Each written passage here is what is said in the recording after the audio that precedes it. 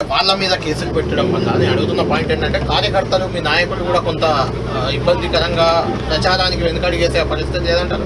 ఉద్యమం నుంచి వచ్చిన వాళ్ళు ఇట్లాంటి కేసులని ఇట్లాంటి జైళ్ళని చాలా చూసాము.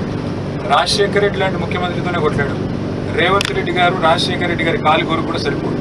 కాబట్టి ఇట్లాంటి అల్లాటప్ప నాయకులతో భయపడే ప్రసక్తి లేదు. ఇట్లాంటి వాళ్ళతో ఎట్లా కొట్లాడాలో మాకు తెలుసు. మా నాయకుడు కేసీఆర్ గారు ఉన్నారు, ప్రజలు ఉన్నారు, పైన దేవుడు ఉన్నాడు. తప్పకుండా వారితో ఎట్లా కొట్టాడాలి అట్లా. అంటే కేటీఆర్ గారు ఇప్పటివరకు హైదరాబాద్లో గతంలో ఉన్న మేయర్, డిప్యూటీ మేయర్, రీసెంట్గా ప్రస్తుతం ఉన్న మేయర్, డిప్యూటీ మేయర్ కూడా బీఆర్ఎస్ వాళ్ళే. వాస్తవానికి వాళ్ళంతా కాంగ్రెస్లో చేరిపోయారు. దాని ప్రభావం ఉండదు?